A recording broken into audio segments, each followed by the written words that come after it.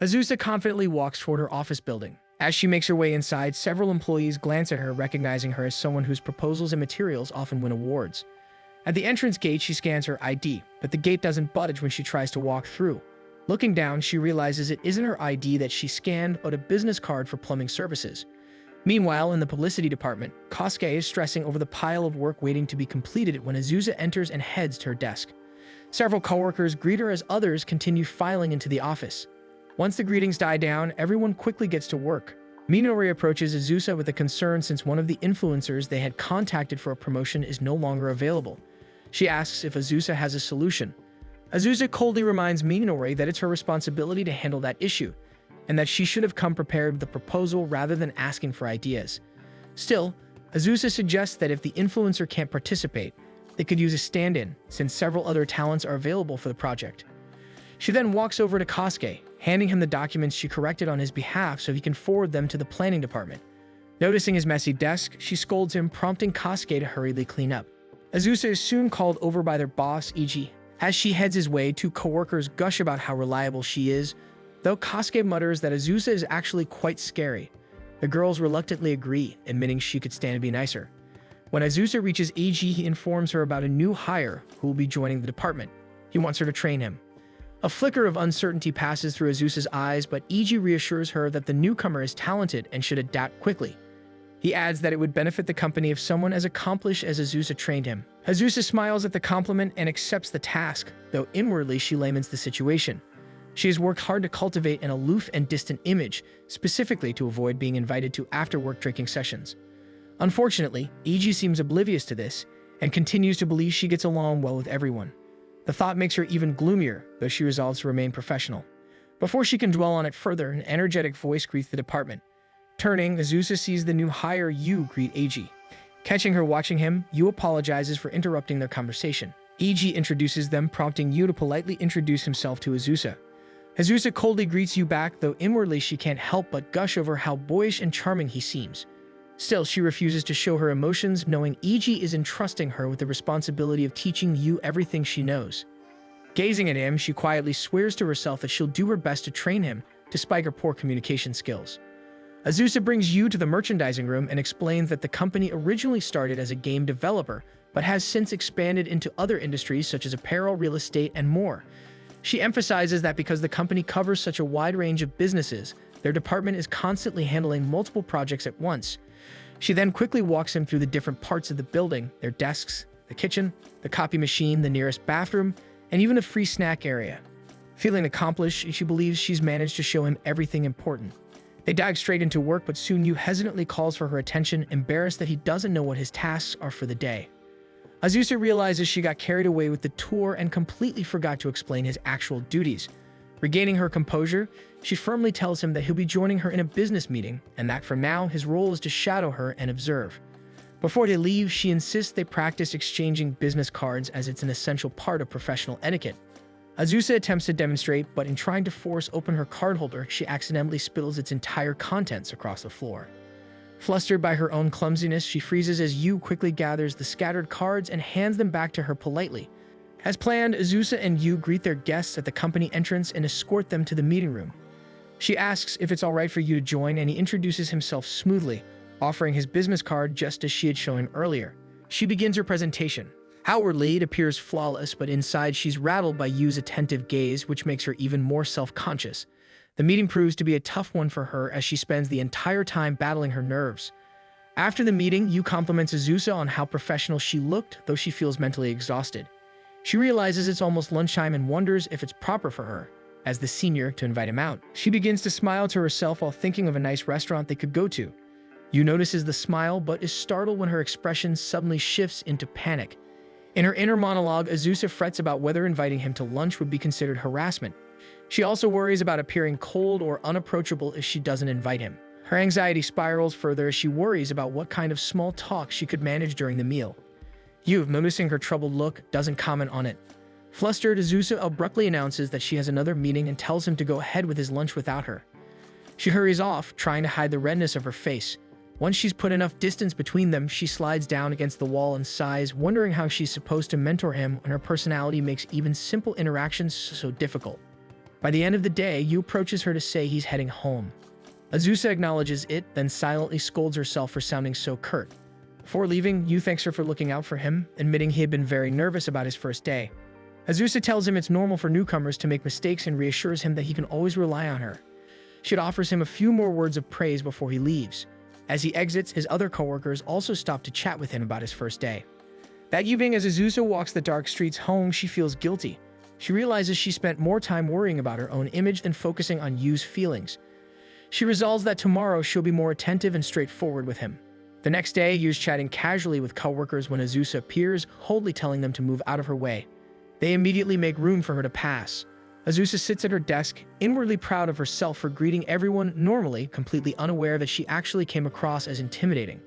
Later, she assigns Yu to draft a proposal for a manga studio, handing him samples of her own past work for reference.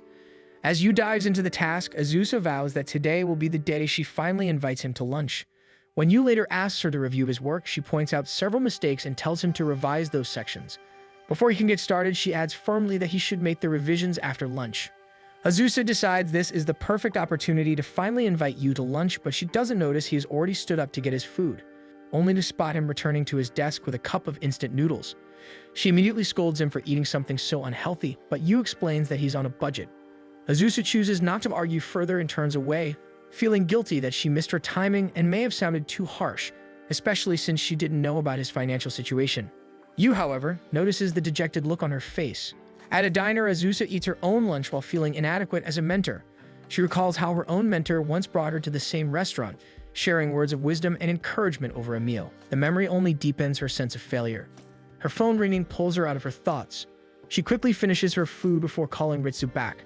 On her walk to the office, she discusses the tasks still left to handle. Ritsu thanks her, then advises her to practice making small talk more often. He also brings up the collaboration cafe they worked on previously, feeling confident that the cafe will reach out with another project soon. Azusa hums in agreement, noting that such a project would be good training for Yu. Ritsu is amused to learn that Azusa now has a mentee. He teases her to go easy on the rookie, knowing full well that her communication skills aren't her strong suit. When Azusa mentally argues that she did fine today, Ritsu bluntly tells her that her usual short replies don't count as actual conversation or even an attempt. Watching from his office, he observes Yu and warns Azusa that younger employees these days won't hesitate to switch jobs if they feel unsupported. Azusa immediately worries that Yu might leave because of her poor mentoring. Ritsu suggests she try reading a self-help book, but Azusa frowns at the idea, insisting she doesn't need someone else's success story to tell her how to improve. With that, she ends the call and returns to the office. As the sun sets, the publicity department wraps up for the day. Azusa finishes her own tasks and heads home, stopping by a bookstore to pick up several self-help titles about communication and mentorship. Back in her apartment, she realizes she forgot to buy dinner. Opening the fridge, she finds nothing and settles for cup noodles. She scolds herself for eating the same thing she had chastised Yu about, though consoles herself that at least she's pairing it with vegetable juice. Diving into the books, she discovers the first rule of being a successful boss is to greet everyone with energy and a smile. Remembering her cold morning greeting, she realizes she had done the exact opposite. To practice, Azusa grabs a small mirror and begins testing out her smile and greetings. However, her own reflection looks so stiff and unsettling that she quickly gives up, deciding to move on to the next piece of advice. The book suggests that instead of being strict, she should nurture her subordinate with praise. The advice confuses her since she knows she'll eventually have to correct Yu's mistakes. Leaning back on the couch, she begins to wonder if she's really cut out to be a mentor at all. Her thoughts are interrupted when she remembers the cup noodles she left sitting out. Checking on them, she finds they're overcooked. Saddened, she breaks her chopsticks and digs in. The next morning, Azusa wakes up and realizes she overslept. Panicked, she hurries to get ready, worrying about the impression it would make on Yu if she were late. Fortunately, she manages to speed through her routine and arrives at the office perfectly composed. There she spots Yu, who greets her warmly. Azusa prepares to return the greeting but freezes when she overhears Akemi and Minori whispering about her. They say she's strict and scary, and that the only reason she gets away with her lack of social skills is because she's so good at her job. The words sting, and Azusa drops her tablet, revealing sticky notes filled with reminders about communication. Yu quickly gathers them up and carefully hands the tablet back to her. As Azusa takes it, Yu catches a glimpse of the hurt expression she can't quite hide. She quickly composes herself and briskly tells him they should start their day. But before she can leave, Yu walks towards the two gossiping coworkers. With an easy expression, he tells them how lucky he feels to be under Azusa's guidance because he's already seen her kind side. Akemi and Minori are startled, realizing Azusa overheard their gossip. Yu then returns to Azusa's side and apologizes for overstepping. Azusa stubbornly turns away, declaring that she isn't going to thank him, before quietly whispering a soft "thank you." As they walk toward their apartment, Azusa awkwardly tries to ask if he wants to have lunch together. Yu, missing the hint, simply replies that he'll have noodles again, though this time with a veggie stick to make it healthy. Everyone in the meeting room listens attentively as Azusa presents her plans for an upcoming collaboration cafe. One of their games, Racing Girls, will be hosting a maid cafe event where the characters will appear dressed as maids. Meanwhile, the cafe's interior will be redesigned to resemble the game's map, giving guests an immersive experience. Yu watches from the side, admiring how composed and professional Azusa looks as she delivers her presentation. After the meeting ends, Azusa and Yu escort their guests to the building's exit. Their partners express excitement for the project, saying the last collaboration was a huge success that brought in plenty of new fans. Once the guests leave, Azusa sternly tells Yu that he'll be participating in the collaboration cafe as well. She instructs him to review her project plans and complete several documents, using her previous work as a reference. As Azusa turns to go back inside, she silently vows that today will be the day she finally invites Yu to lunch. However, when she scans her ID at the gate, it's rejected, indicating that she used the wrong card. Later in the office, Azusa observes Yu as he plays Racing Girls. Yu glances at her and asks if she actually plays the games she manages. Azusa confirms that she does, explaining that it helps her understand their customers better by experiencing the gameplay herself. What she doesn't tell him is that she genuinely enjoys playing games. For focusing on Yu, she instructs him to keep practicing before finalizing his own proposal. Following her advice, Yu starts a race but crashes almost immediately. Azusa, deciding to demonstrate, asks for his phone, secretly relieved that her gaming skills might finally be useful in mentoring her junior. Before joining the company, she had been a hardcore gamer and even worked part-time as a game tester during college. Even now, she still chooses gaming over social outings. Taking Yu's phone, she starts a race but quickly finds it more challenging than expected. She realizes the difficulty comes from playing on a phone instead of with a controller, and the unfamiliar controls throw her off. As she instinctively leans and sways with the turns, she doesn't notice she's at the edge of the couch until she topples off. Both Yu and Azusa are shocked by the fall. Determined to recover her pride, she insists on another round. Wanting to ease her embarrassment, Yu suggests they switch to versus mode for practice. As they return to their desks, Azusa still can't shake off her embarrassment from earlier. They had sluggishly raced each other on a beginner course, and instead of showing off her gaming skills, she had only managed to look unreliable. While she's still mulling over the incident, her deskmates start making lunch plans, and Azusa realizes this might be the perfect moment to finally invite Yu out. She glances at him, but the words barely leave her mouth. He looks so focused on his monitor that she convinces herself now isn't the right time after all. Before she can decide what to do, a colleague calls her over for help. Azusa quickly stands and assists them, pushing her thoughts aside. Meanwhile, Yu gets a snag in his work and turns to ask her a question, only to find her seat empty. Spotting her helping someone in front of him, he waits for her to return. But just as he's about to call out to her, their section head summons her, and she heads off immediately once she's sure her coworker can manage without her. A nearby office mate invites Yu to lunch, saying there's something he wants to discuss with him. Azusa, catching bits of their conversation, mentally scolds herself for missing her chance yet again. She tries to refocus on the task assigned by their section head, though her mind keeps drifting back to Yu. To her quiet relief, Yu declines the offer, explaining that he brought his own lunch. Azusa feels oddly comforted by that, even though she's still distracted during her meeting. Once she returns to her desk, she resolves to finally ask him out for lunch, only to remember that he'd already said he packed his meal. She considers inviting him for tomorrow's lunch in advance, but thinks it might sound too forward, and she doesn't want him to feel pressured. Just as she's debating what to do, she hears the rustle of a plastic bag hitting a desk. Looking over, she finds Yu pulling out a cup of instant noodles. Azusa frowns, so Yu explains that he's on a budget but promises he'll eat better once he saves up next month. Swallowing her hesitation, Azusa abruptly declares that she's treating him to lunch. Yu starts to refuse, but she turns back sharply, insisting that it's her responsibility as his mentor to make sure he stays healthy and performs well. Finding no room to argue, Yu finally agrees. Finally seated together at the restaurant, Azusa allows herself a small, proud smile. She has finally managed to invite Yu out for lunch.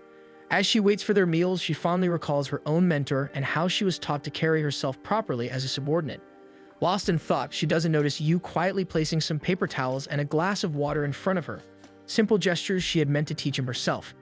Yu notices her troubled expression and is about to ask if something's wrong, but the waitress arrives to take their orders. When their meals come, Azusa stares at his food in shock. Yu has ordered only a salad. She scolds him as she places a generous portion of her steak on top of his salad before he can object. Azusa frowns, thinking lunch is not starting well, but when Yu takes a bite, his expression lights up at how good the food is. He thanks her and admits that it's his first proper meal in a while.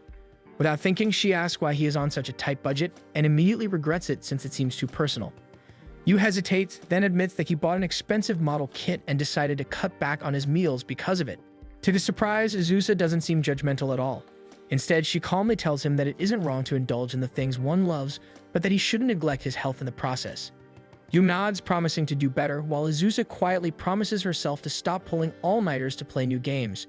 To lighten the mood, Azusa tells him that they should practice the racing game again to make their proposal stronger. Later that night, Azusa spends hours playing the racing game until she finally earns first place using the mobile controls. Her stomach growls in protest, reminding her she has yet to eat. Opening her fridge, she finds only 2 eggs and no Oden noodles, so she settles for instant curry noodles and a vegetable drink. Looking at her food, she realizes she has no right to lecture Yu about healthy meals when she's been doing the same thing herself. The next day, Azusa walks to the office noticeably more tired than usual. She had stayed up all night playing Racing Girls. Despite her fatigue, she feels happy with herself because now Yu can ask her anything about the game, and she'll be able to answer confidently. At work, Azusa observes Yu sitting beside her. He seems troubled by something, which makes her fondly remember how she was when she was still a newbie. She recalls that her mentor's advice was to always ask questions when needed. Her mentor pointing it out made her senior much more approachable. Deciding to do the same, she sternly tells Yu that he should ask her questions immediately whenever he has one. Yu thanks her for checking up on him, but reassures her that he is fine. The response throws Azusa off a little, as she had planned to help him today. Returning to work, she glances at Yu, expecting him to ask her something, but he doesn't. She tries to hover near him, pretending to get water and walk back, but Yu doesn't say anything. Eventually, Azusa tries to coax him into asking a question, but Yu once again politely declines the offer. Azusa moves to sit by the couches, wondering why Yu hasn't approached her yet.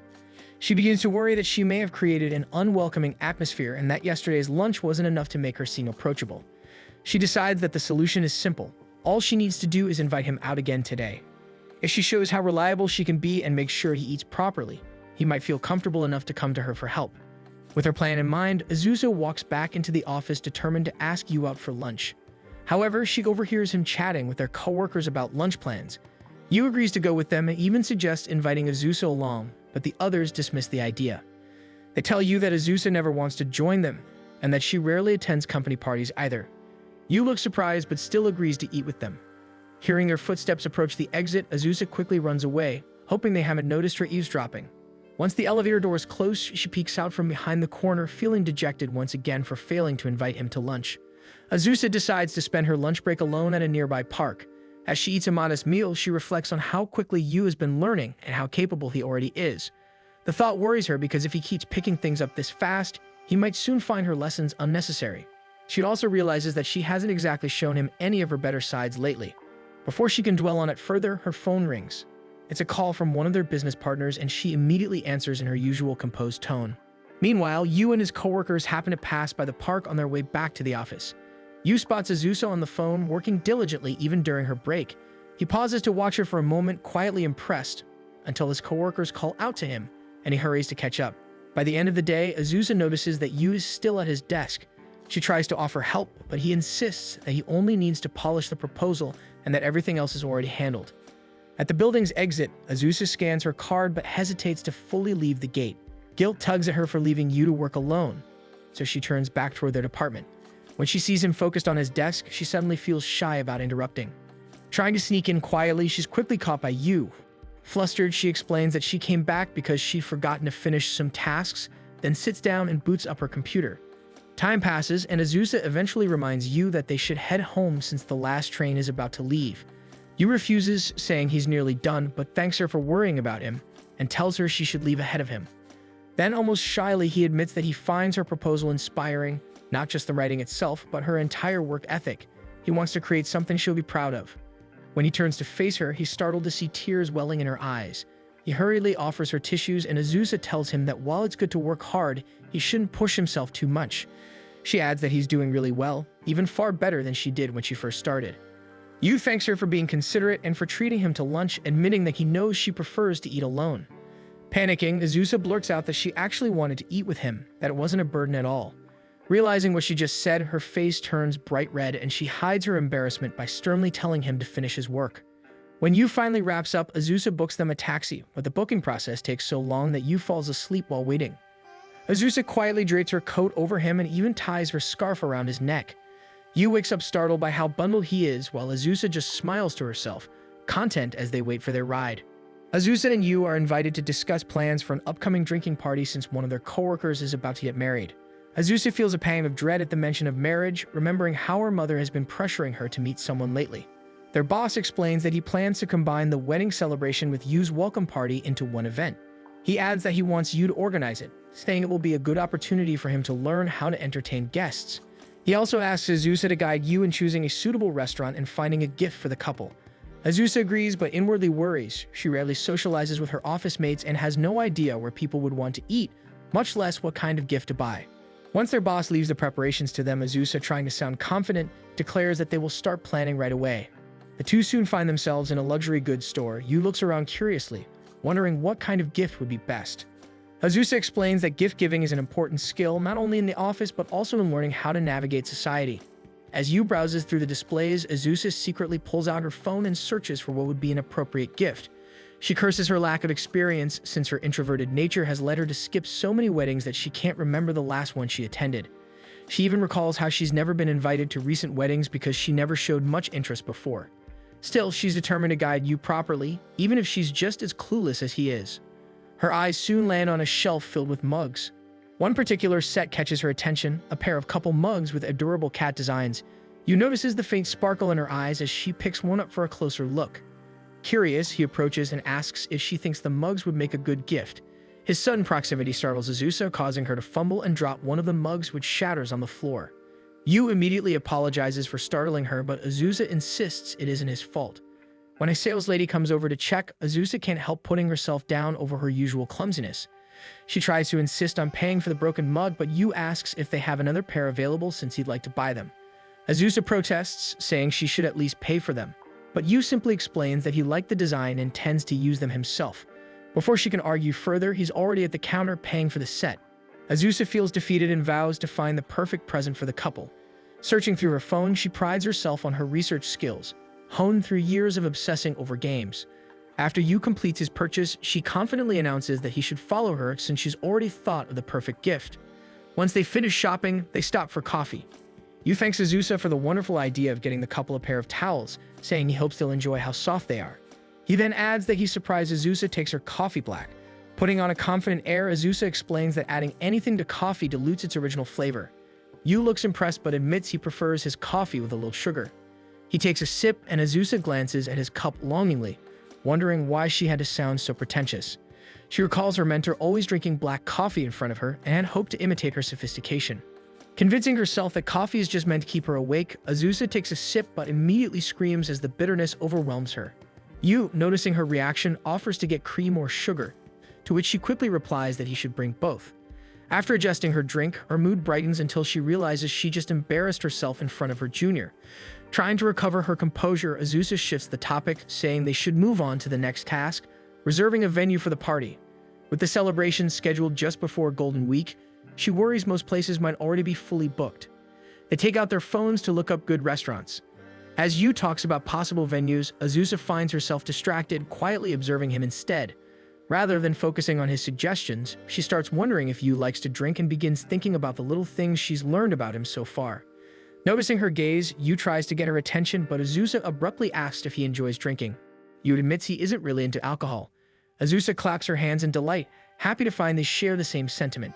Catching herself, she calms down and tells him there's no need to force himself because drinking tastes better when shared with people one feels comfortable around. Yu thanks her for saying that, relieved that he doesn't have to pretend. He then mentions he's heard that Azusa usually skips drinking parties. Sensing the concern in his tone, Azusa reassures him that she'll attend because this party also celebrates his welcome to the company. Azusa advises Yu that it's perfectly fine to decline a drinking invitation if he doesn't feel like going. Yu feels reassured by her words but suddenly admits that he'd like to drink with her someday. The admission catches Azusa off guard and she blurts out that she doesn't see any merit in drinking with him. She instantly regrets her words, scolding herself internally for sounding so cold when Yu had only tried to be friendly. Unable to find a way to take it back, she hurriedly grabs her phone and tells him they need to reserve a restaurant as soon as possible. The next morning, Azusa walks to work still weighed down by guilt for turning Yu down.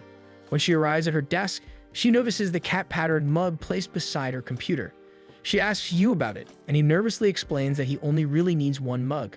He adds that he noticed how much she seemed to like that particular set, so he decided to give the other one to her as a token of gratitude. Touched and flustered, Azusa awkwardly tells him that she'll use it as a toothbrush holder. That evening, the beer party finally takes place. Azusa is tasked with giving the opening toast. She keeps it brief, telling everyone they should blame their boss for making her do it since she doesn't have any sentimental words prepared. She congratulates her coworker on her engagement and raises her glass to lead the cheer. Sitting beside the newly engaged coworker and their boss, Azusa is thanked for helping set everything up and for finally joining a company event. When her boss offers to pour her a drink, she politely refuses, instead pouring one for him out of respect while filling her own glass with tea. She glances toward Yu, who's seated with another group, and quietly worries about how he's doing. Soon, Kaoru approaches Yu, asking how he's getting along with Azusa. Yu glances in her direction and smiles before replying that they're actually getting along quite well. Kaoru admits he was worried since most newbies are usually scared of her. Yu says he's grateful to be under her guidance since she corrects and supports him whenever he needs it. Satisfied with the answer, Kaoru pats Yu on the back and encourages him to relax and enjoy the night. Azusa watches the interaction from her table, a worried look in her eyes. Eventually, she stands and approaches them. Both men are startled when she suddenly appears behind them, takes Yu's drink, and downs it in one go. Speaking firmly, she declares that Yu is her mentee, and she can't just sit around letting him drink whatever is handed to him unless she tests it first. Amused by how she's finally socializing, Kaoru laughs and pours her another drink. Azusa eventually sits down between Kaoru and Yu, already feeling the effects of the alcohol. Minare offers them some food, and when Kaoru tries to pour Yu another drink, Azusa quickly pours a glass of tea and shoves it in front of him, insisting he drink that instead. Kaoru tells her she should just let Yu drink a little. Embarrassed, Azusa excuses herself and heads to the bathroom. After a while, Yu notices she hasn't returned. He glances out the door and finds her outside. Yu goes to check on her, and she tries to act fine but eventually admits that she's feeling a little sick. She tells him she'll head home ahead, and Yu offers to grab her belongings. When Yu returns to the room, the others express their disappointment that Azusa is leaving, especially since this was the first time she had ever joined one of their parties. Kaoru insists that Azusa can go home, but Yu should stay and continue drinking with them. Yu tries to slip away to deliver Azusa's things, but his coworkers won't let him go. Just then, Azusa re-enters the room with a stern expression. She announces that she received a call from a client dissatisfied with Yu's performance and that she needs to discuss it with him immediately. Yu looks confused at first since he doesn't recall making any mistakes, but when he catches Azusa's subtle glance, he realizes she's giving him a chance to escape. Playing along, he apologizes to the group and quickly excuses himself to handle work matters. As they walk home from the party, Azusa apologizes for making a scene and for dragging him away early. Yu tells her he's actually grateful since he didn't really want to drink in the first place. Relieved, Azusa still looks pale, so Yu suggests they rest before continuing. Sitting on a nearby bench, Azusa hesitantly asks if Yu finds her a scary mentor. She explains that she noticed him looking nervous during the party and wondered if she was the cause. Yu admits he was nervous, but only because it was his first office party, so it had nothing to do with her. After a brief moment of silence, Azusa slowly puts on a smile and tells Yu that taking slow, deep breaths can help whenever he feels nervous. Yu smiles back and says he doesn't think she's scary at all. In fact, she's been kind to him the entire time. He fondly recalls the first time they met when he was nervously rehearsing for his interview and Azusa had misspot him. She had told him to take calm, steady breaths and treat the interview as a chance to get to know the company. He thanked her then and had been curious about her ever since. Suddenly, Azusa stands from her seat and begins walking ahead. Surprised, Yu blurts out that he'd like to share a drink with her someday. To his shock, she accepts in a playful tone, admitting that she wants to teach him many things and learn from him too. Yu's spirits lift at her response, but his relief quickly turns to worry when he notices her steps becoming unsteady. Before he can react, Azusa nearly collapses, the alcohol finally catching up to her. The next day, Azusa scolds Yu for not taking a shower. He apologizes, explaining that after escorting her home, he missed the last train and ended up staying at a friend's place, where he fell asleep right away. She feels guilty hearing his story until her eyes land on a faint lipstick stain on his shirt. Jumping to conclusions, she immediately assumes he stayed at a girlfriend's house. Kaoru notices it too and points it out. Before Yu can explain, Kaoru has already walked off, convinced that Yu has a girlfriend. Unable to contain her curiosity, Azusa demands an explanation. Flustered, Yu insists that the lipstick stain came from her when he helped her into the taxi the previous night. Azusa's face turns bright red. Mortified, she insists that he take off his shirt so she can buy him a new one, but Yu quickly pulls back because she's trying to undress him in the middle of the office. Before the situation can get any more awkward, their boss calls for them. He asks if the two of them can take his place on a business trip to Okinawa during Golden Week. On the plane ride to Okinawa, Azusa reminds Yu that they have a full schedule ahead of them. Yu gives her a confident smile, promising to do his best. Azusa then turns her gaze toward the sea below, instantly mesmerized by the sparkling blue water. When they land, a company representative greets them and informs them that they will be carpooling to the shooting location. The car ride is lively, filled with chatter among the shooting team. Amid the conversations, Yu reviews his notes, and Azusa quietly observes him until they arrive at their destination. The photo shoot begins smoothly. The model Nashiko easily gets into rhythm, making the shoot feel effortless. Yu, in charge of filming the behind-the-scenes footage, asks Azusa if they're allowed to record during breaks. Azusa confirms that they already have permission, but reminds him to inform anyone he plans to film. Yu then questions why Azusa herself is in a swimsuit, assuming only Nashiko would wear one. With an air of pride, Azusa explains that it would be impolite to let Nashiko be the only one dressed that way, so she decided to join in so things wouldn't be awkward. Yu, flustered, replies that it really isn't necessary since swimsuit modeling is part of Nashiko's job. When he notices Azusa's expression falter in embarrassment, he quickly takes it back, admitting he doesn't really know anything about swimsuit shoot etiquette. Suddenly, a gust of wind blows Nashiko's sun hat into the sea. Without hesitation, Azusa dives after it and manages to retrieve it. She gives everyone a confident smile as she holds it up victoriously. When she returns to shore, she hands the hat to an assistant who thanks her, and Yu immediately offers her a towel. Azusa refuses, opting to let herself dry naturally as she proudly declares that it was a good idea to wear a swimsuit after all. Yu says that he'll wear one too next time they have a swimsuit shoot. Realizing how excited she must have sounded earlier, Azusa suddenly becomes self-aware. Just then, a staff member approaches and showers Azusa with compliments about her figure. When he reaches out to touch her arm, something stirs in Yu and he lets out a sound to interrupt them. With their attention now on him, Yu nervously announces that Nashiko is on break and that he needs to check on her. The staff member quickly apologizes and excuses himself since it also means he needs to buy the team refreshments. As he leaves, Azusa lightly slaps Yu's arm in appreciation for stopping the man. The two head off to where Nashiko is resting, though Yu can't shake off a lingering feeling of unease. They quickly move through different locations for the shoot, Yu taking an active role in filming everything and helping out wherever he's needed. Azusa is always nearby, making sure he's getting along well with the rest of the team. By the end of the day, Yu is completely exhausted. While he's resting, Azusa taps a cold bottle of water against his cheek and offers it to him, worried he might be dehydrated. He takes big gulps of water while Azusa fondly watches him, complimenting his hard work. Realizing she said it so casually, her face turns red. To cover up her embarrassment, she tells him to finish the bottle and abruptly walks away. That evening, the team celebrates a successful first day of the photo shoot. Everyone is happy to be in Okinawa, enjoying the work and the company. They all compliment Azusa for organizing their schedules so efficiently that everything is running smoothly. They'd also thank you for helping out.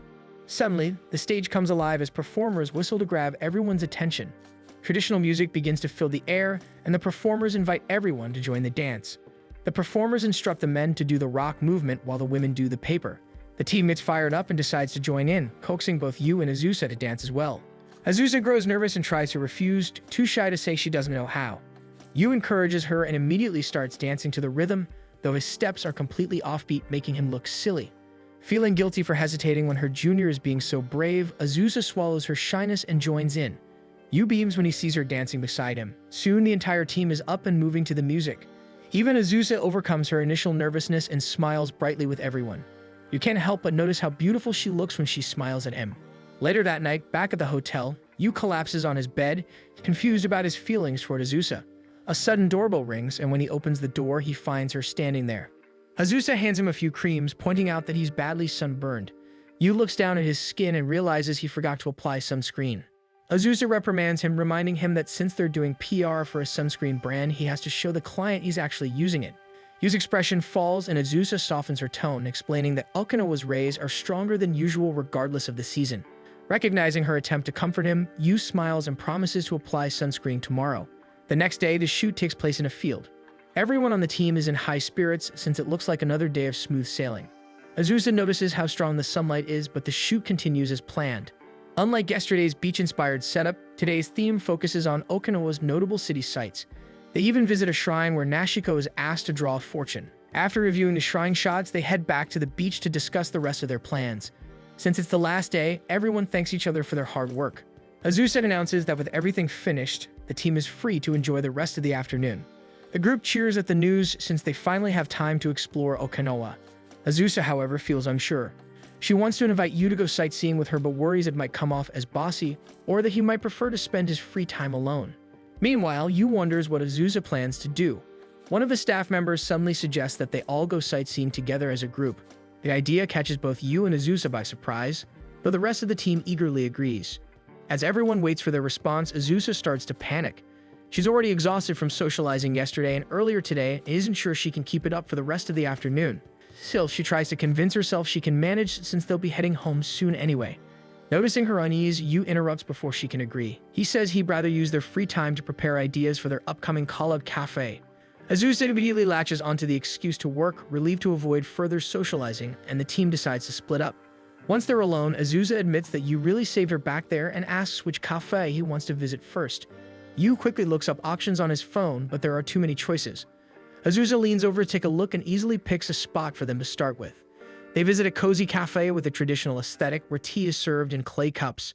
Azusa enjoys the relaxing atmosphere while Yu searches for more cafes to check out. Their next stop is a place famous for its parfaits, and they can't help but be amazed when they see a group of girls at the next table order a giant parfait compared to their regular size ones. By sunset, they end up in a cafe overlooking the sea. Yu starts drafting plans for the Collab Cafe, but gets distracted when he notices Azusa gazing out at the ocean, her expression bright and beautiful. On their walk back to the new hotel, Yu feels energized, happy that their last day was spent cafe hopping. He realizes how different Okinawa's cafes feel compared to the ones in Tokyo. Azusa, meanwhile, reflects on how earnest Yu is with his work. Despite the long hours, he never once complained and even used his free time to continue working. She hopes that he still managed to enjoy the trip, even if it was mostly for work. Yu notices her growing quiet and checks on her, prompting Azusa to quickly thank him for the behind-the-scenes footage they'll be needing. When they arrive at the hotel, they're met with unexpected news. The staff informs them that only one room has been reserved for them. They try to clear things up with the hotel staff, but the staff insists that the reservation was made that way. What she doesn't know is that Minori, who handled the booking, had mistakenly reserved a single room with 2 beds, thinking it was the same thing. Azusa checks if they can book an additional room, but everything is fully booked for Golden Week. With no other choice, she decides they'll have to take the room and figure out a suitable arrangement once they've settled in. Afterward, Azusa takes a bath and reflects on their situation. Even if the room has twin beds, the idea of sleeping in the same space makes her anxious. She briefly considers booking another hotel but realizes it's unlikely she'll find one available this late on a holiday.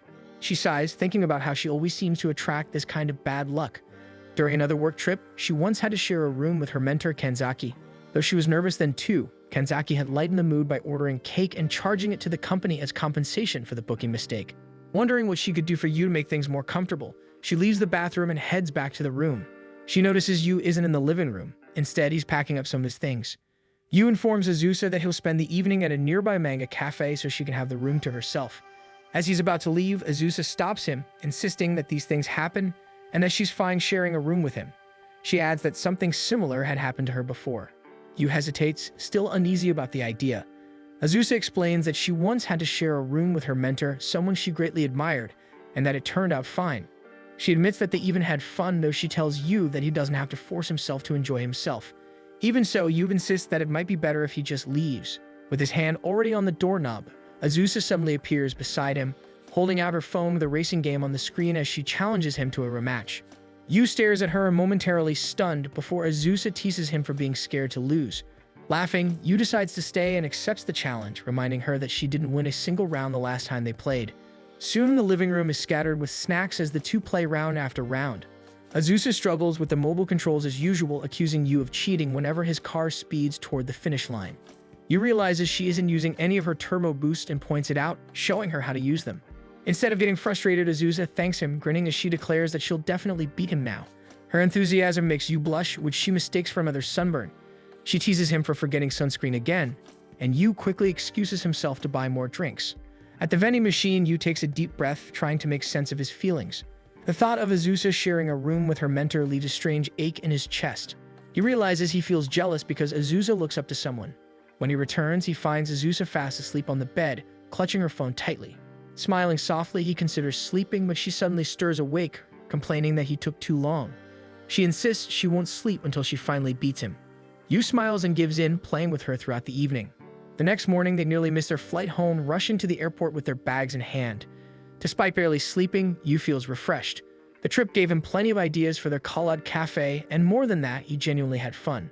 Azusa admits she did too, smiling as they run side by side. Watching her smile beside him, Yu feels his cheeks grow warm again when she reminds him that they'll have a full schedule waiting once they're back at the office. One morning, as Azusa eats her breakfast, the news reports that a typhoon is approaching the area and advises residents to stay indoors. Azusa reviews her workload and realizes that, even with the advisory, some tasks can only be completed at the office, meaning she'll have to risk the trip. She hesitates, wondering if she should make Yu come in as well. It feels unfair to ask a newbie to commute during bad weather, but she'll need him for the meeting, and the deadline for the sunscreen PR project is fast approaching. Her thoughts drift to their Okinawa trip and how much fun she had working with him. Catching herself smiling and daydreaming, she shakes her head and finishes her breakfast, gathering her rain gear to prepare for the commute. She decides that she'll make sure they finish early so Yu can go home before the storm worsens. However, as she heads out, she forgets the most important item of all, her umbrella. When she arrives at the empty office, she's surprised to find no one else around, but then Yu greets her from behind.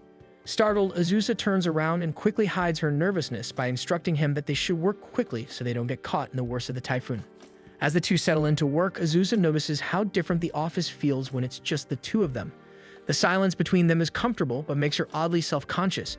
She tells herself she should be used to Yu's presence by now, especially after their Okinawa trip since they had to share a hotel room together. She shakes her thoughts away and focuses on her tasks, not realizing Yu occasionally glances at her as she takes sips from the cat mug he gave her. When they finally wrap up the things they need for the meeting, Yu looks out the window and frowns. The rain has already intensified. Azusa sighs, admitting she had hoped to finish before it started pouring. She then worries aloud that Yu's shoes might get soaked. Yu admits they aren't waterproof. Noticing her cute rain boots, he compliments them without thinking. Azusa's face turns red and she masks her fluster by lecturing him to buy proper business rain boots next time so he can be more prepared. Yu apologizes and they head down to leave the building. Outside, the rain pounds heavily against the pavement. Azusa mutters that she forgot her umbrella, scolding herself for teasing Yu earlier when she wasn't any better prepared. Without hesitation, Yu insists she use his umbrella. Before she can refuse, he explains that he has a spare collapsible one in his bag. Reluctantly, she accepts. They step out into the storm together. The winds whip around them, pushing their umbrellas in every direction.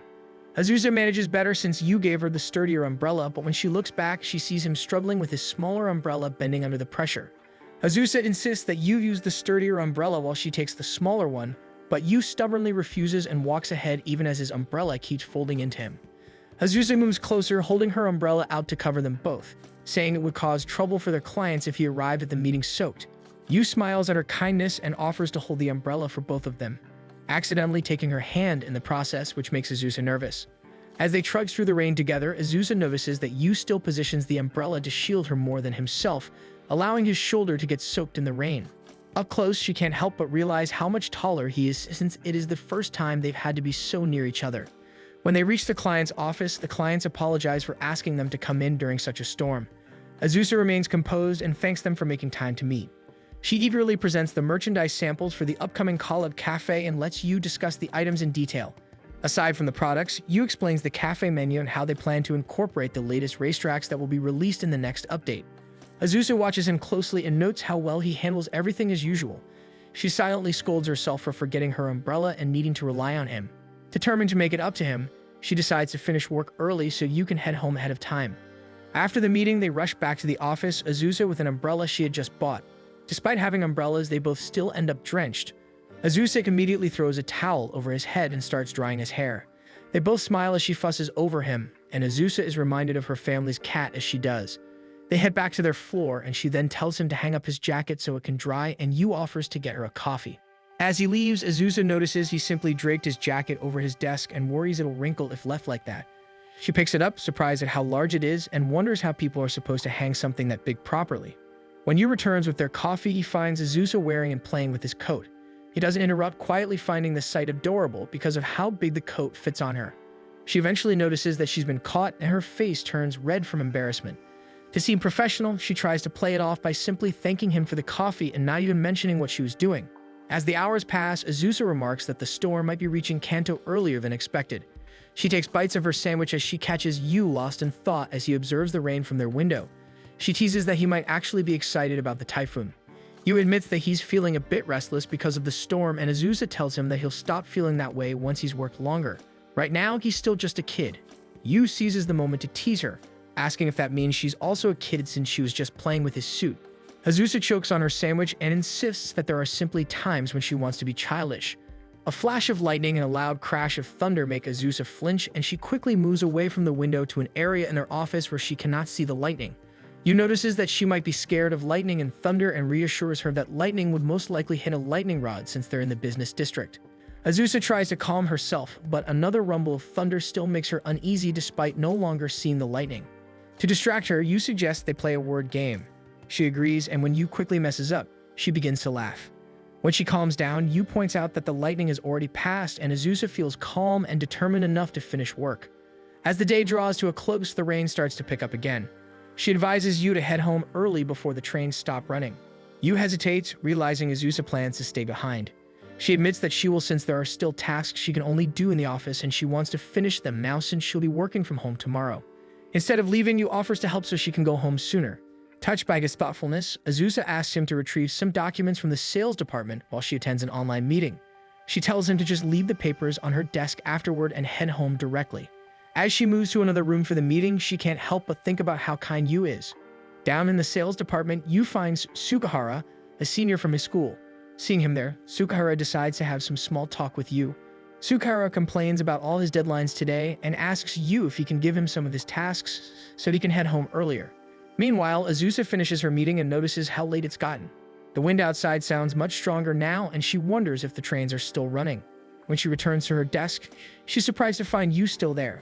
Although she wants to ask why he hasn't left, she instead tells him they should hurry up and go so they can catch a train. But Yu says she should go ahead since he was asked to help out by a senior, so he plans on staying overtime. Azusa's patience snaps. She storms over to the sales department and confronts Sukahara, telling him not to dump his work on Yu. Sukahara insists it was just a request and that he didn't force Yu to do anything. But Azusa fires back that he used his seniority to make Yu comply, explaining that asking a junior for help is practically an order they can't refuse. She accuses Sukahara of taking advantage of that.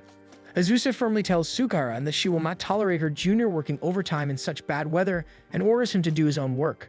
With that, she storms out of the department. Sukahara gives a quick apology to Yu, who smiles and thanks him before running after Azusa. Yu catches up to her, and Azusa tells him to just say no to extra work next time. Before they head out, they check if the trains are still running. Once Yu confirms, Azusa tries to lead the way to the station but nearly gets blown away by the wind. She quickly retreats to the safety of the building, and the two of them stare outside, wondering how they'll even make it out alive. Azusa suggests that since the rain is so strong and they'll get wet anyway, they should just make a run for it.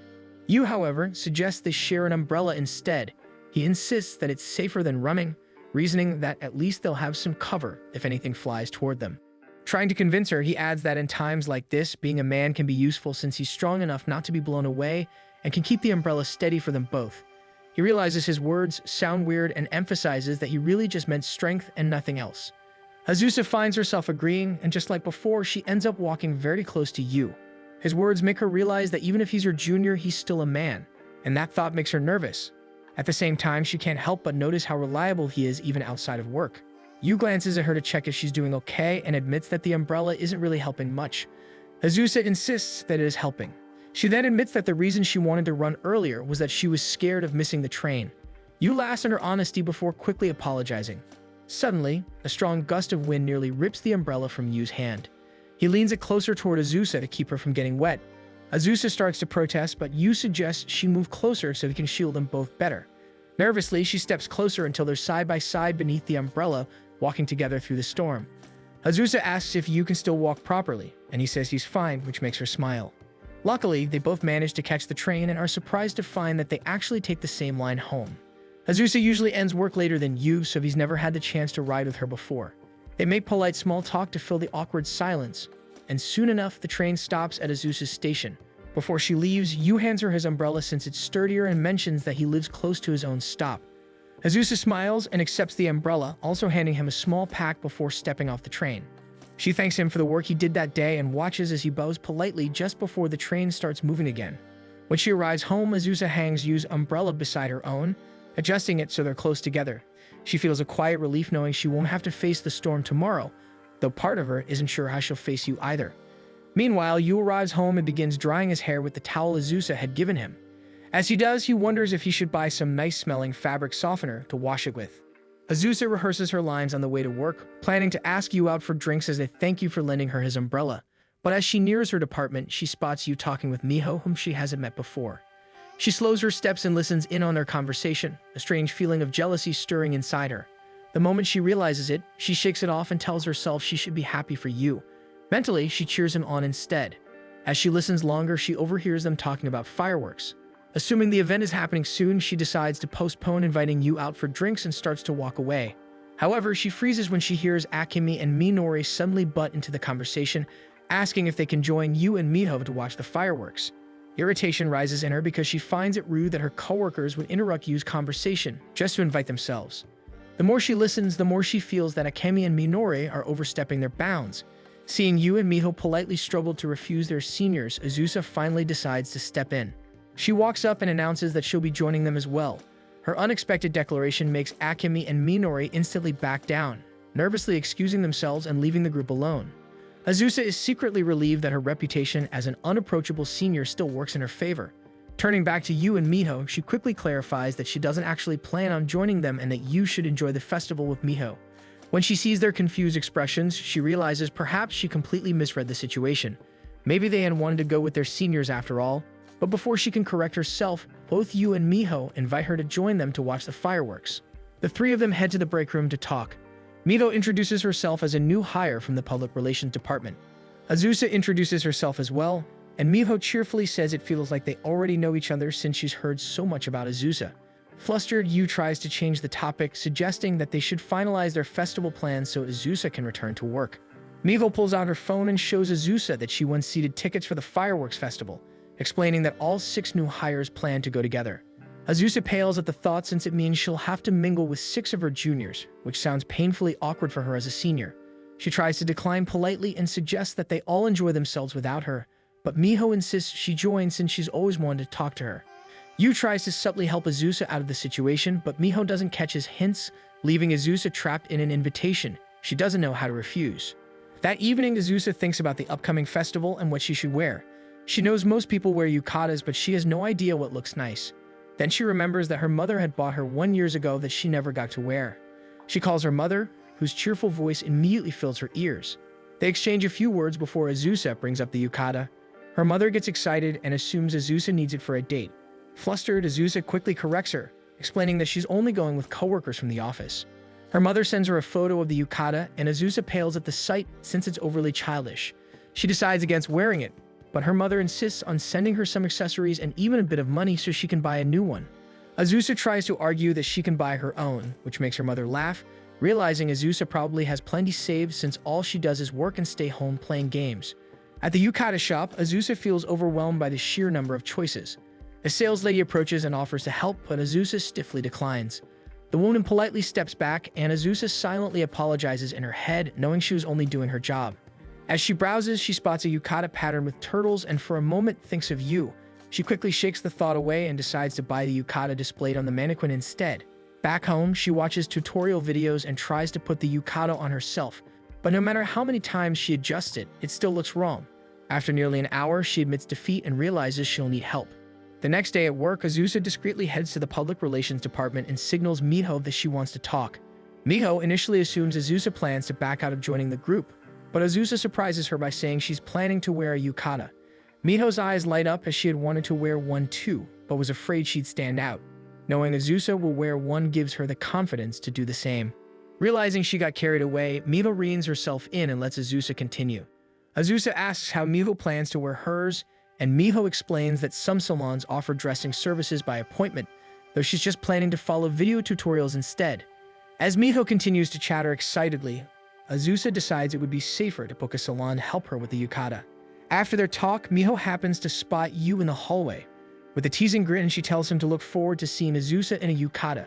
Yu immediately flushes red as Miho sings and skips away. On the day of the festival, all the new hires gather near the station. Many of them are eager to finally meet Azusa, having heard rumors around the office about how intimidating she supposedly is. Yu tries to defend her, explaining that while she's strict, she's also kind and hardworking. His friends just say it's probably Yu's kindness that brings out her softer side. Before Yu can argue more, Miho spots Azusa first and waves her over. Yu looks up and freezes when he sees her wearing a light yellow yukata that suits her perfectly. Miho, more composed, rushes up to compliment her, and Azusa politely returns the praise, learning that Miho had managed to put on her own yukata. Azusa then greets the rest of the group, telling them to enjoy the night even with her around. The group eagerly returns her greeting, relieved to find she's not nearly as scary as they imagined. Yu tries to introduce everyone but ends up stammering, and the others take over while teasing him for being shy.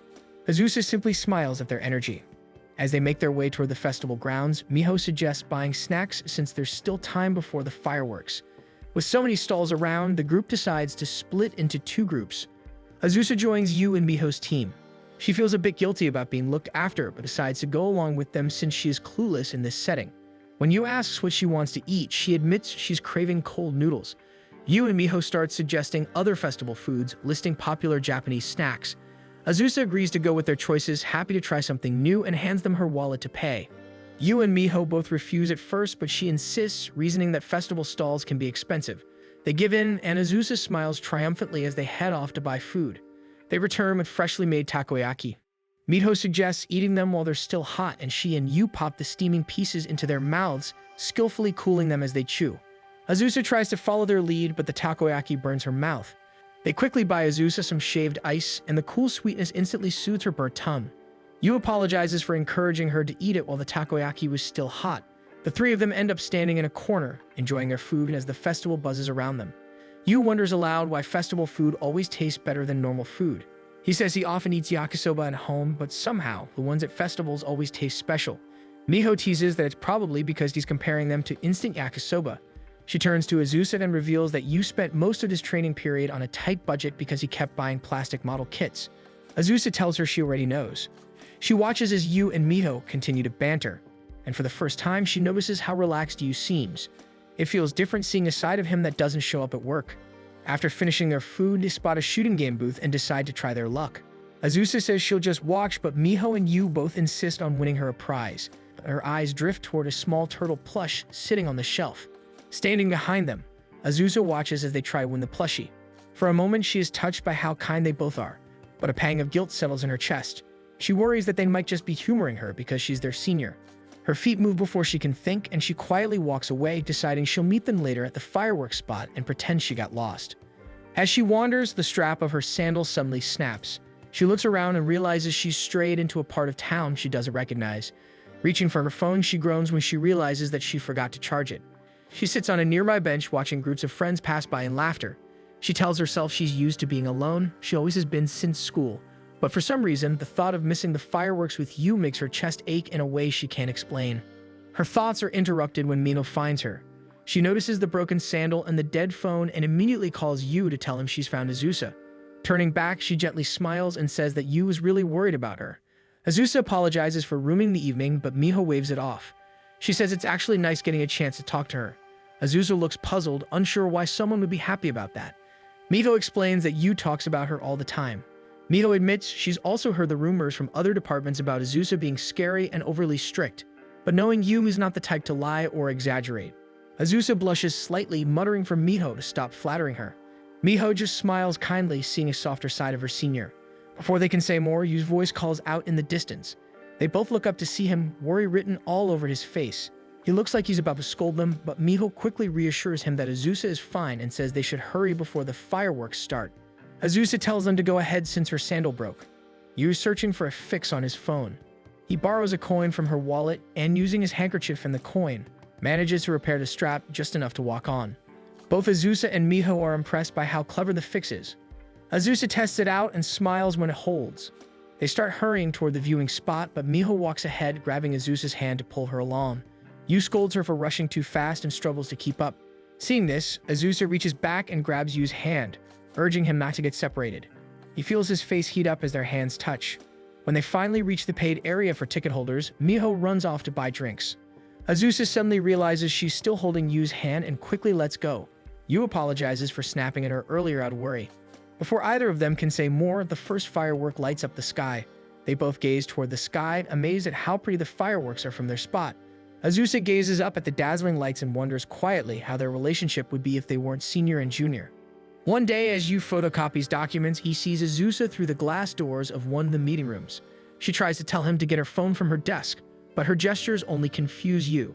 Since he was taking too much time, she finally snaps and opens the meeting room door to yell at him to get her phone. After delivering her phone, Yu sits in the break room looking a bit downcast. Mivo notices and teases that Azusa must have gotten mad at him. Yu admits that it's part of the reason he's feeling sad. He also mentions that Azusa has dialect slip-ups when she's flustered, which causes Miho to get confused. Yu notices the time and decides to head back to work. Mivo remains still, wondering if she has ever heard Azusa speak with a dialect. During work, Yu keeps sighing due to the endless pinging of his phone. Azusa finally calls his attention and he explains that his parents have been texting him nonstop even after he had mentioned that he cannot reply during working hours. She calls him a child for worrying about his parents contacting him, but quickly regrets her words when she notices they came out harshly. Out of the corner of her eye, she notices one of the texts says Yu-chan and decides to teasingly use it on him, much to his horror. After teasing him, she tells him that he should visit his parents and learns that they live in a city really close to where they work. Yu shares that while it's nice to have them close, they often drop by to bug him and nag him to take better care of himself. Azusa pretends to think about his words carefully before teasingly using his nickname again. Later that evening, Azusa stares at her empty refrigerator and realizes she has nothing to brag about because her own living conditions aren't exactly ideal, and that her own parents would be worried if they knew. Seeing nothing interesting to eat, she decides it's time to do some shopping. She drops by a fairly big shopping district and gets excited after seeing all the great food choices they have. She reminds herself that the benefit of living alone means she can eat whatever she wants at any time. She then notices a store with a limited lunchbox sale and decides that it's the perfect place to look for dinner. She browses the selection of lunchboxes, excited to try their items until she hears Yu's voice. Taken aback to see him, she questions why he didn't visit his family when he said he would, and he explains that his parents had gone on vacation. He then tells Azusa that he is surprised she shops in the same district that he does. Azusa struggles to come up with an answer since she only came into the supermarket to buy a bento. She worries that Yu will find out that she hardly ever cooks. She then overhears a couple talking about dinner plans and what the woman should cook when they get home. Azusa feels a bit guilty and then notices that Yu even looks a bit jealous of the couple. However, Yu is actually concerned because he wonders if he and Azusa look like a couple doing groceries together. The thought makes him go red. Azusa then tells Yu that it is admirable that he does his own cooking and wonders out loud if Yu wishes to have a girlfriend who will cook for him. For some reason, she dreads his answer, but Yu surprises her by admitting that he'd rather have a girlfriend he can cook with or who practices cooking for him, since he finds the gesture endearing. Azusa feels relieved but then hastily admits she came to the shop to buy vegetables, hiding the fact that she wanted to take advantage of the bento sale. Yu decides to suggest some vegetables to buy since they are on sale as Azusa masks her sadness over not buying the bento she had wanted. One day at work, Yu informs Azusa that he is done with the meeting. Azusa looks up from her desk and apologizes for leaving him to do the meeting by himself. Yu finds it all right since the meeting turned out well. They had managed to decide most of the things they needed for the run of the collaboration cafe, such as the menu and setup. Mid-sentence, he notices Azusa's hand is bandaged up and asks what happened. Azusa tells him that those are just paper cuts. However, Yu is suspicious because there are far too many cuts. Before he can question her further, Azusa's phone rings and she notices that it's her mother, Sakura. She gets annoyed but quickly recalls her words to Yu, so she decides to answer it and hands Yu her marker, asking him to fix it.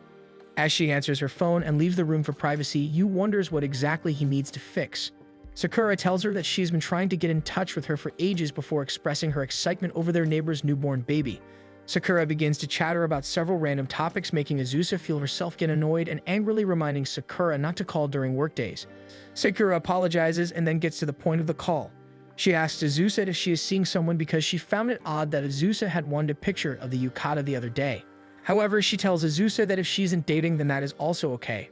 When Sakura tells her that arranged marriages are an option, she angrily declares that she already has a boyfriend and hangs up without explaining. She then notices Yu nearby, looking shocked at her declaration of having a boyfriend. He explains that he was confused by her earlier instructions since the marker seems fine. Azusa realizes she let her dialect slip and use a different word to mean something else. She pales and explains that in her dialect, it means to put away an item.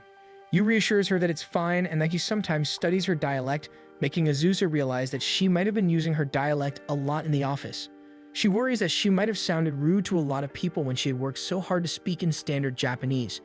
Yu tries to reassure her that it's not the case, causing Azusa to glare at him, trying to get him to admit the truth.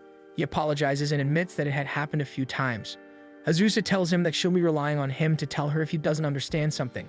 She walks past him, and the only thing Yu is thinking of is what kind of person Azusa must be dating. Azusa notices Sakura calling again and answers her phone. She panics when Sakura admits that she's actually outside of her house, hoping they can eat somewhere together with her boyfriend. Azusa blanks out, making Yu worry. After hanging up, Azusa explains that Sakura is in her house and expects to meet her boyfriend over dinner. Yu says that it's a great thing, but Azusa guiltily explains that she doesn't really have a boyfriend. Yu feels relieved but quickly scolds himself for feeling that way toward his senior. Azusa then mentions that she is worried Sakura will try to hook her up with a stranger once she learns Azusa has no boyfriend. Worried that it might actually happen, Yu decides to volunteer to be her pretend boyfriend. After work, Yu and Azusa stay behind to work on their story as a couple. They decide that they should at least mention that they are coworkers, but Azusa doesn't know what other details they should work on. When Yu suggests they should figure out the length of their relationship, Azusa declares they should just say a week, but Yu feels that it's too recent. Azusa admits that she doesn't know much about dating. Feeling nervous, Yu suggests they say they've been going together for 4 months since it's been 4 months since they met. He then admits that he doesn't know much about her, and it would be helpful if she shared a bit about herself so he can answer Sakura's questions. He feels he might have overstepped, but Azusa admits that she likes games. Yu shares that he likes games as well and has recently started playing Final Fantasy. Azusa mentions that she is playing the same game and keeps getting distracted by the side quests. She smiles easily, happy to know they have a hobby in common. Even Yu feels giddy that they share something in common. She feels confident they can get through dinner and heads to the restaurant. At the restaurant, Yu frets over his appearance and Azusa shares that he is fine and shouldn't worry about all the small details. Sakura arrives and Yu is surprised by how young she looks, initially not believing that the girl in front of them is Sakura. He introduces himself and Sakura tells him how excited she is to meet him because Azusa has never introduced a boyfriend to her. They soon settle into dinner and Sakura shares a lot of embarrassing stories about Azusa, much to her dismay. Sakura suddenly asks what Yu likes about Azusa the most. Azusa pales and worries that Yu won't be able to answer, but a sudden phone call interrupts her thoughts. She excuses herself since it's a client call and leaves to talk in a quieter area. Sakura soon asks Yu about their relationship, even asking if they already have a baby they are hiding. After Yu denies it, saying they are not in that phase yet, Sakura explains her concerns for Azusa because she tends to be misunderstood due to her introverted nature. She tells Yu about the time Azusa was elected to be a class representative during elementary school but had a difficult time. During practice for their school festival, her classmate got hurt and out of panic, Azusa had ordered everyone to calm down. It was taken the wrong way and her classmates ended up scared of her. She explains that Azusa is extremely kind, that she risked getting hated in order to protect a classmate. She's aware she is speaking from the perspective of a mother, but she really can't help it. She adds that Azusa should be more put together and hopes that Yu won't end up hating her. Yu accidentally calls Azusa his senior and admits that he can never hate her. He admits that her words can be harsh and that people around her consider her scary, but Azusa always has good intentions, especially when it comes to making sure he can get the work done perfectly by calling him out if she spots mistakes. Sakura is pleased to know he thinks so highly of her daughter, and Yu begins telling Sakura some stories from the office. Azusa keeps herself hidden as she listens, grateful that Yu had said such kind words about her. After dinner, as Azusa tries to hail a cab from herself and her mother, Sakura thanks Yu for playing along with her daughter's antics. She admits she had figured out that Yu wasn't really her boyfriend because she had caught Yu referring to Azusa as her senior, but is thankful that Yu is sticking by her. When she learns that Azusa uses dialect when speaking to Yu, her heart swells. Azusa informs Sakura that she has managed to get a taxi and she tells Yu one last thing before going off with her daughter. The next day, Yu is treated by Azusa as a thank you. When Azusa gets her own dish, she notices it comes with a side salad with tomatoes. She looks at it a bit sadly, muttering that she cannot cut it. He realizes she meant she cannot eat it because she doesn't like it, and asks if he can have it instead.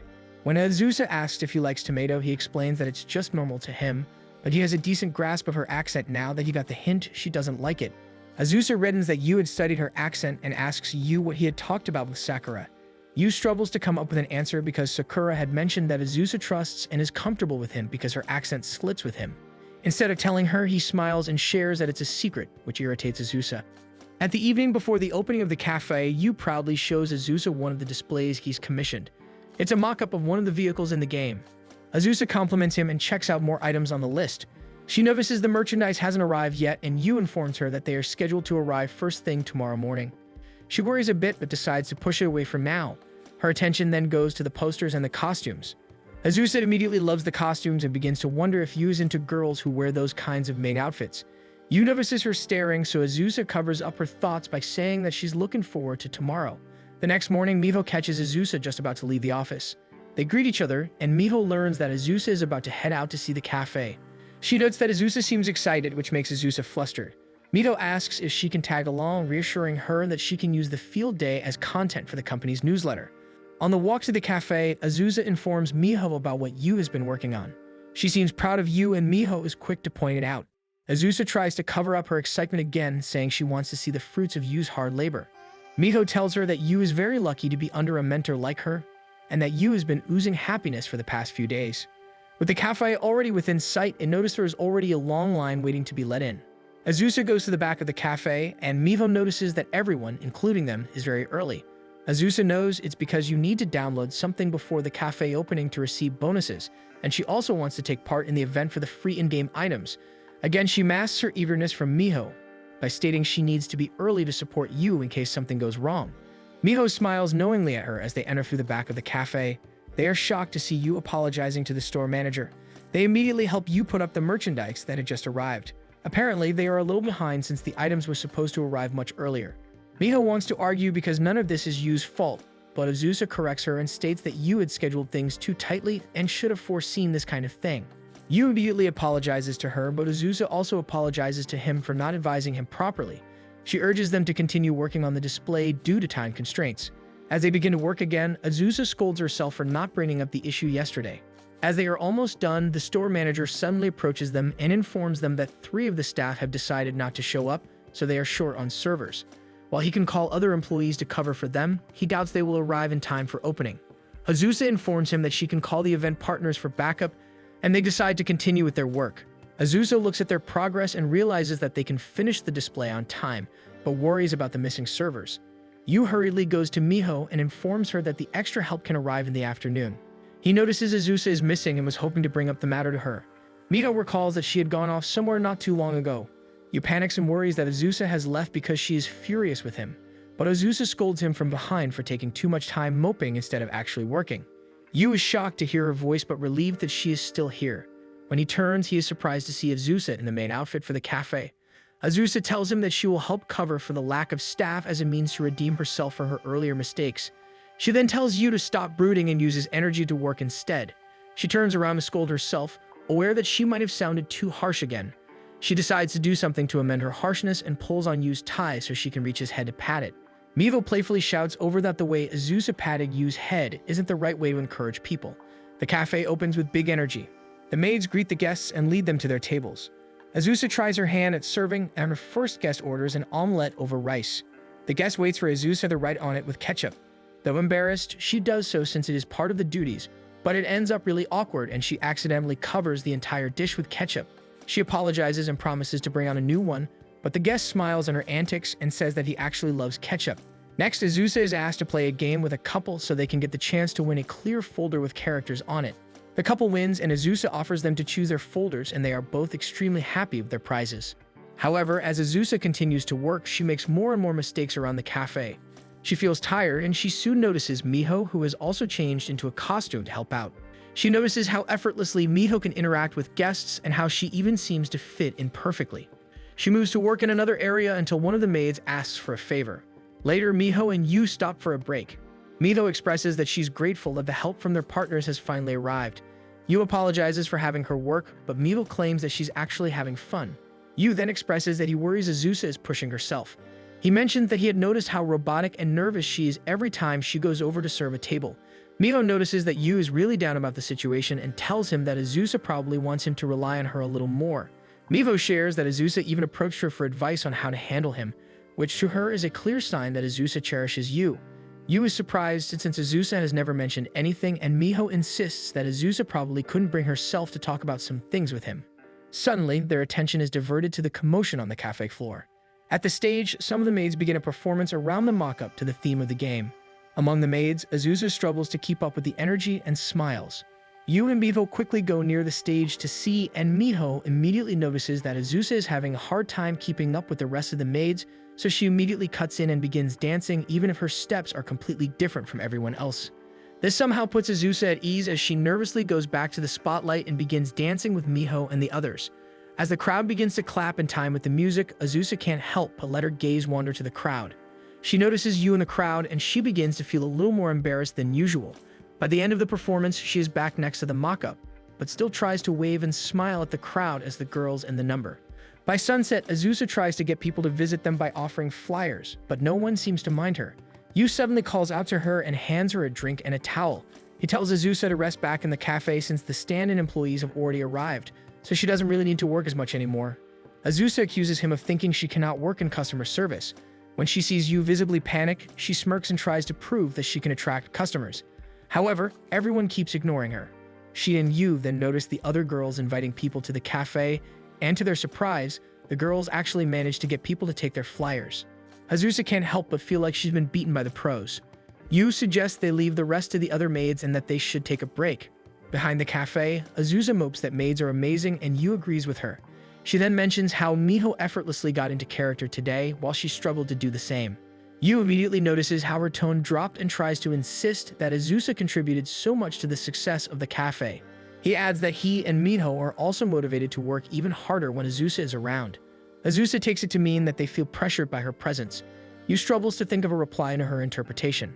Suddenly, he admits that he cannot swim, only managing 15 meters before he begins to drown. He then mentions that he also hates peppers and that when he was a student, he often procrastinated. He adds that he has never won a fight with his siblings, and that he actually has curly hair that he straightens every morning. The last statement makes Azusa recall Yu arriving at the office with wavy hair. Yu explains there isn't much he can do on humid days.